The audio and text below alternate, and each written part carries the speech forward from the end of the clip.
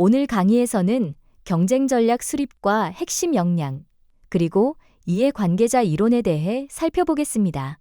이번 강의를 통해 여러분은 경쟁 전략을 체계적으로 수립하는 방법을 설명할 수 있으며 핵심 역량을 정의하고 이를 사업에 적용하는 방법을 이해하며 이해관계자 관점을 반영한 전략적 사고 역량을 키울 수 있을 것입니다. 우리 기업이 경쟁에서 살아남기 위해서는 어떤 전략을 선택해야 할까요? 단순히 경쟁사보다 더 나은 제품을 만들거나 가격을 낮춘다고 해서 과연 성공할 수 있을까요? 이번 시간에는 우리 기업이 치열한 경쟁 시장에서 살아남을 수 있는 또 지속 가능한 성장을 가능하게 하는 아주 중요한 경영의 3대 전략, 이론에 대해서 말씀드리도록 하겠습니다. 지금 보고 계신 분들은 경영학 학계에서는 아주 대가로 불리우는 분들이신데요. 바로 하버드 비즈니스 스쿨의 마이클 포터 교수, 그리고 런던 비즈니스 스쿨의 게리 해멀 교수, 그리고 버지니아 대학의 에드워드 프리먼 교수입니다. 자, 그럼 우리 경영학 대가의 경영 전략 및 이론을 하나씩 살펴보도록 하겠습니다. 우선 마이클 포터 교수의 전략적 포지셔닝 이론인데요. 기업이 시장에서 경쟁 우위를 확보하기 위해서는 경쟁자와 차별화된 위치를 확보해야 한다라고 주장했습니다. 위치를 확보한다는 의미로 포지셔닝을 언급한 것입니다. 우리가 시장에서 승리하기 위해서는 단순히 더 좋은 제품을 만드는 것이 아니라 명확한 시장 내에 위치를 설정하고 경쟁을 피하거나 차별화된 가치를 구축하는 것을 의미합니다. 예를 들어서 스타벅스는 단순한 커피 판매가 목적이 아니라 경험을 파는 전략적 포지셔닝을 진행한 것처럼 말이죠. 반면에 다이소는 어떤가요? 생활용품 유통 판매 시장 내에서 초저가 상품 제공이라는 명확한 포지션을 구축해서 시장에서 성공하지 않았습니까? 마이클 포터 교수는 기업이 선택할 수 있는 4가지 주요 전략적 포지션을 제시했는데요. 첫 번째가 매스마켓, 즉 대중시장을 대상으로 하는 저원가 전략입니다. 이 전략은 낮은 가격을 무기로 대규모 생산과 효율성을 극대화하면서 경쟁을 하겠다라는 전략이 되겠습니다. 대표적인 사례가 바로 다이소, 샤오미, 이마트 등의 대형마트 등이 되겠죠. 이 전략은 가격을 낮추는 것이 아니라 운영 효율성과 비용 절감을 통한 경쟁력 확보가 핵심입니다. 다음으로 두 번째가 대중시장을 대상으로 하는 차별화 전략입니다. 이 전략은 품질, 브랜드, 디자인, 고객 경험 등을 차별화해서 경쟁하겠다라는 전략인데요. 대표적인 사례를 보면 우리가 잘 아는 애플, 스타벅스, 나이키 이런 기업들을 볼 수가 있겠습니다. 여기서 이 전략의 키포인트라고 한다면 단순한 기능적 차별화가 아니라 소비자가 느끼는 가치를 창출하는 것이 중요하다라는 것입니다. 다음으로 볼 수 있는 전략이 우리가 흔히 얘기하는 니치마켓, 즉 틈새 시장을 대상으로 하는 자영업 전략이다라고 할 수 있겠는데요. 이 전략은 주로 특정 지역의 특정 고객군에게 저렴한 가격으로 맞춤형 서비스를 제공하는 것이 특징이라고 할 수 있겠습니다. 대표적인 사례를 보면 바로 로컬 소규모 소매점이나 개인이 운영하는 푸드트럭 이런 것들이 있을 수 있겠죠. 여기서의 키포인트는 특정 시장에 집중해서 소규모지만 강력한 비용 경쟁력을 확보하는 전략입니다. 하지만 성장이나 확장에는 당연히 한계를 보이는 것이 사실입니다. 다음이 마지막인 틈새 시장을 대상으로 하는 세분화 전략이라고 할 수 있겠는데요. 이 전략은 특정 고객층을 타겟으로 고급화된 맞춤형 제품과 독특한 서비스를 제공하는 것이 특징입니다. 대표적인 사례를 우리가 한번 보면 하이엔드 레스토랑, 스페셜티 카페, 초맞춤형 프리미엄 브랜드, 스몰 브랜드도 포함이 될 수 있겠죠. 여기서 중요한 점은 일반적인 차별화 전략보다는 더욱 정교하게 세분화된 고객층을 타겟팅해야 한다라는 점입니다. 여기서 우리가 자원이 한정적인 일반 초기 창업자라고 가정했을 때는 우리가 대중시장을 겨냥한 저원가, 저가격 전략이나 차별화 전략을 수행하기가 어떨까요? 쉽지만은 않을 텐데요. 이러한 전략은 보통 대기업들이 수행하고 큰 성과를 얻기가 쉽겠다라는 것입니다. 그럼 우리 일반 창업자의 경우는 어떤가요? 네, 맞습니다. 틈새 시장을 공략해야 할 텐데요. 특히 시장을 철저히 분석해서 세분화 전략을 수립하는 것이 우리 일반 창업자들에겐 상대적으로 효과적일 거라고 말씀드릴 수가 있겠습니다.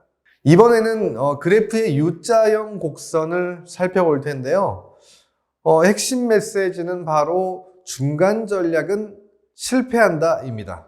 마이클 포터 교수는 기업이 중간 가격, 중간 품질을 추구하는 이런 중간 전략을 선택하면 성공하기 어렵다라고 경고했는데요. 이런 부분들을 U자형 곡선 개념으로 설명한 것입니다. 자세히 보면 왼쪽 편으로 저가 전략, 즉 대량 생산을 통해서 가격 경쟁력을 확보한 기업은 성공 가능성이 높다라는 것이고요. 오른쪽 편으로 고급 차별화 전략, 즉 브랜드 가치와 프리미엄 서비스로 차별화한 이런 기업들은 또 성공 가능성이 높다는 것을 강조하고 있습니다. 간단히 예를 들어보자면 중간 가격대의 스마트폰을 판매하는 이런 회사들이 고급 브랜드, 애플이나 삼성과 같은 고급 브랜드와 샤오미나 중국 제품들 같은 그런 초저가 브랜드 사이에서 어려움을 겪는 경우를 우리가 쉽게 확인할 수 있다는 것입니다. 우리가 창업을 할 때는 다양한 핵심 체크 포인트들이 있을 텐데요. 그 중에서 꼭 빠지지 말아야 할 체크 포인트가 바로 우리 기업이 저원가, 저가격 전략과 차별화 전략, 또 세분화 전략 사이에서 흔들리고 있지는 않은가라는 점입니다. 단순한 가격 경쟁보다는 시장에서 독특한 위치를 찾아야 한다는 것인데요. 예를 들어서 로컬 커피숍을 우리가 운영을 한다면 스타벅스와 경쟁하는 것이 아니라 지역 커뮤니티 중심이라는 이런 전략적 차별화를 고려해야 한다는 점을 꼭 기억하셔야 할 것입니다. 다음으로는 게리 해멀 교수의 핵심 역량 이론과 브리오 분석을 통해서 기업이 어떻게 지속 가능한 경쟁 우위를 확보할 수 있는지 이런 부분들을 알아보도록 하겠습니다. 기업이 단순히 현재 잘하는 것을 유지하는 것이 아니라 오랫동안 지속 가능한 경쟁력을 구축하는 이런 방법은 과연 어떤 것들이 있을까요? 또 경쟁사가 쉽게 따라올 수 없는 이런 핵심 역량을 개발하는 방법은 무엇일까요?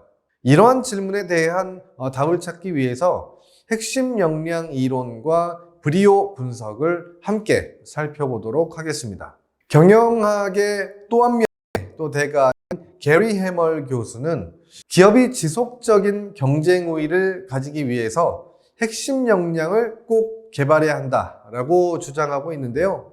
여기서 기업의 핵심 역량이란 기업이 오랜 시간 동안 구축한 기술, 시스템, 브랜드, 조직 문화 등의 독자적인 경쟁력을 의미합니다. 우선 기업의 핵심 역량을 구성하는 자원의 유형을 한번 살펴보면 먼저 지식과 전문 지식과 기술력 그리고 리더십 역량을 가진 이런 인적 자원 또 특허 등의 지식재산권과 브랜드 가치, 노하우, 다양한 데이터베이스 등의 지적자원, 제조 설비, 물류 인프라, IT 시스템 등의 물적 자원, 투자 자본, 또 가용 자금 등의 재무적 자원을 들 수가 있겠습니다. 그럼 우리가 지향해야 할 핵심 역량의 특징을 한번 살펴보면 첫 번째가 바로 고객에게 독특한 가치를 제공해야 한다는 것인데요.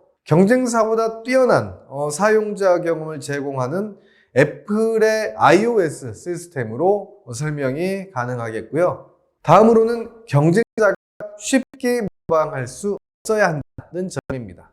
예를 들어서 코카콜라의 브랜드 이미지, 또 비밀 레시피 이런 것들이 경쟁사들이 쉽게 모방할 수는 없겠죠. 또 다양한 시장에서 활용할 수 있어야 한다는 점입니다. 우리가 한번 살펴보면 물류 네트워크로 시작한 아마존 같은 경우에는 전자상거래뿐만 아니라 요즘은 클라우드 사업, AWS 사업에도 활발하게 활용되고 있다는 점은 많이들 또 알고 계시리라 생각이 됩니다. 우리가 핵심 역량과 관련해서 나무에 종종 비유하곤 하는데요. 우리가 뿌리 부분을 기업이 장기적인 성장을 유지하기 위한 핵심 자산과 능력에 대한 역량으로 본다면 주와 가지는 다양한 사업 부문과 제품이 핵심 역량을 활용하는 방식이라고 이렇게 또 설명이 가능하겠고요. 나뭇잎, 열매 이런 부분들은 핵심 역량이 구체적인 상품과 서비스로 실현된 결과라고 볼 수가 있겠죠. 지금 보시는 나무처럼 역량을 충분히 잘 활용할 수 있어야 시장 내에서 경쟁력 있는 강한 기업으로 성장이 가능하리라 생각됩니다.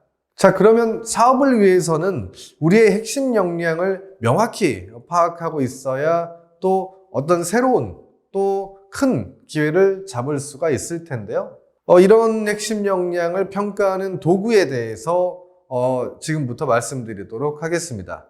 이것은 바로 브리오 분석 도구인데요. 브리오 분석은 기업이 보유한 자원과 또 역량이 지속 가능한 경쟁 우위를 제공할 수 있는지를 판단하는 도구입니다. 브리오는 4가지 핵심 요소, valuable, rare, inimitable, organized 이렇게 4가지 핵심 요소로 구성이 되어 있는데요.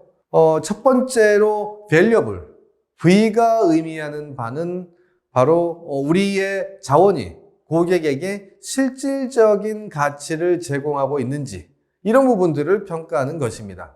만약에 yes, 그렇다고 한다면 경쟁 우위를 가질 가능성이 있다라고 판단이 되는 거고요.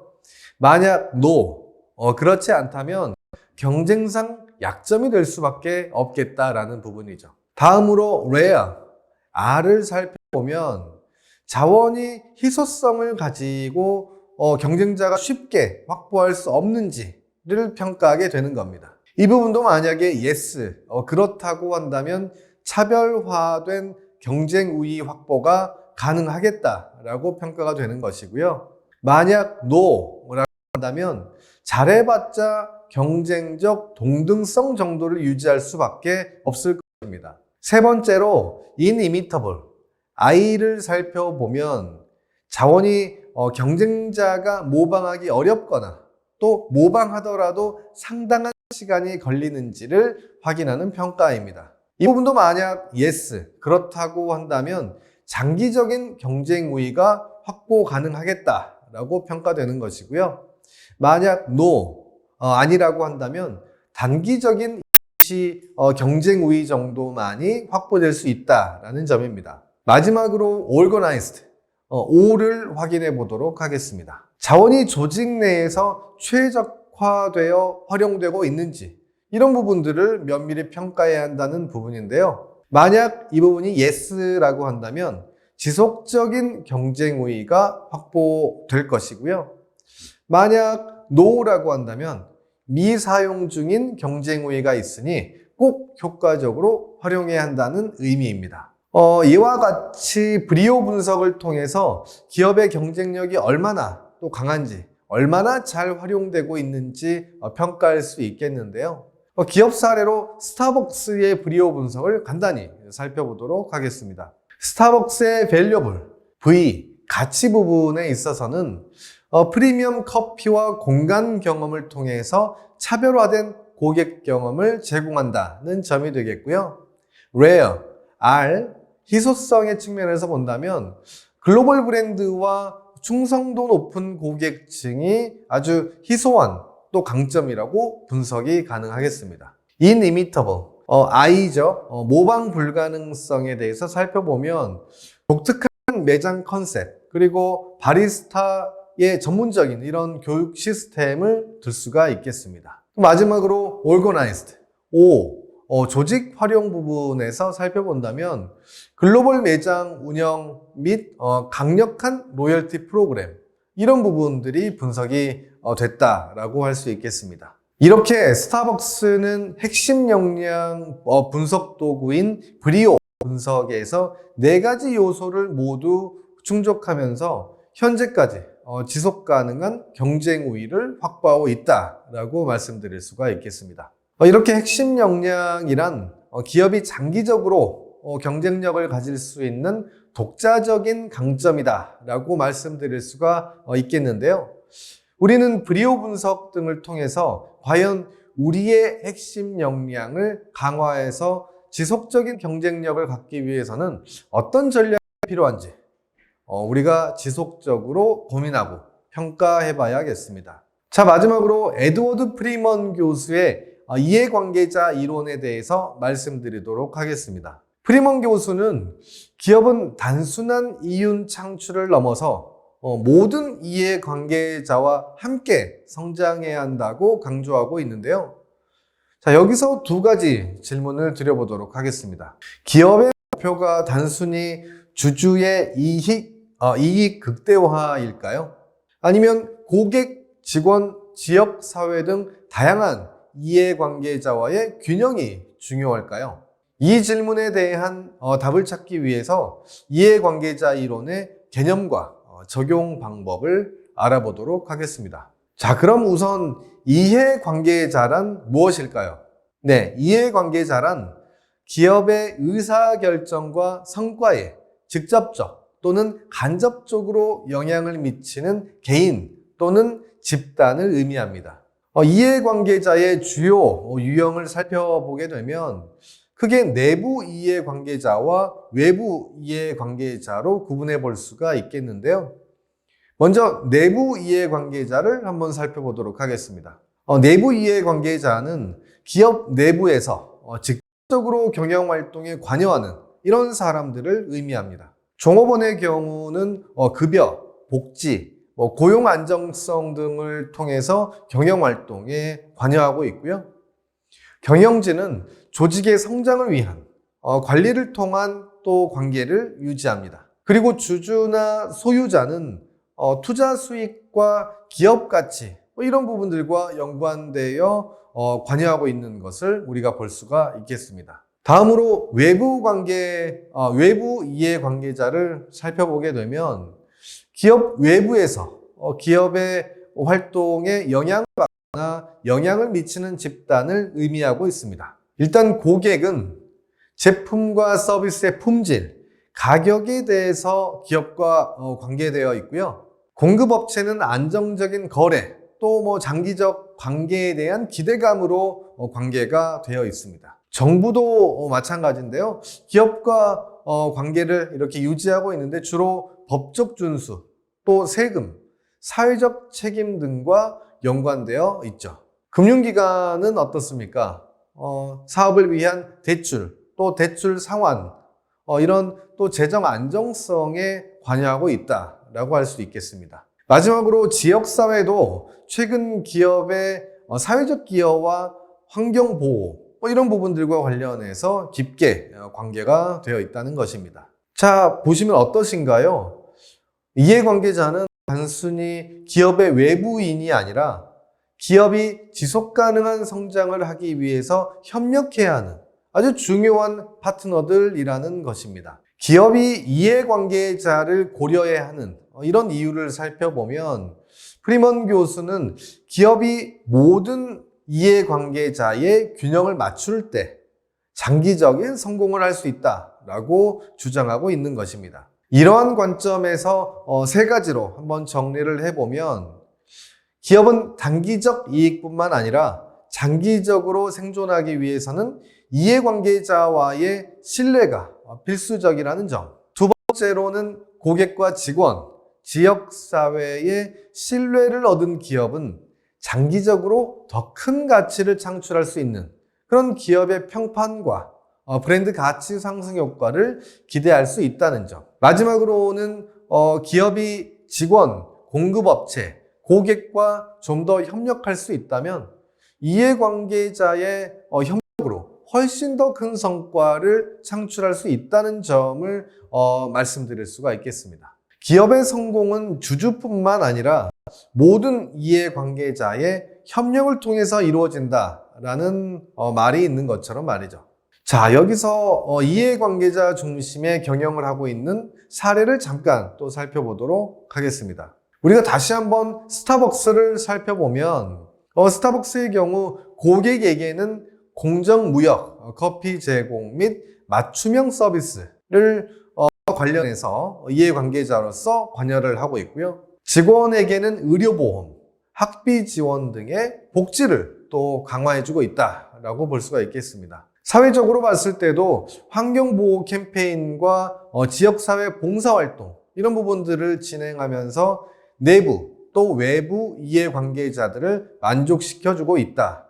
또 이런 부분들을 바탕으로 성공적인 운영을 하고 있다라는 부분을 우리가 알 수 있습니다. 다음으로 파타고니아 브랜드의 경우를 살펴보면 사회적으로 봤을 때 지속 가능한 생산 방식 그리고 환경보호 캠페인을 수행하고 있다는 부분을 우리가 확인을 할 수가 있겠고요.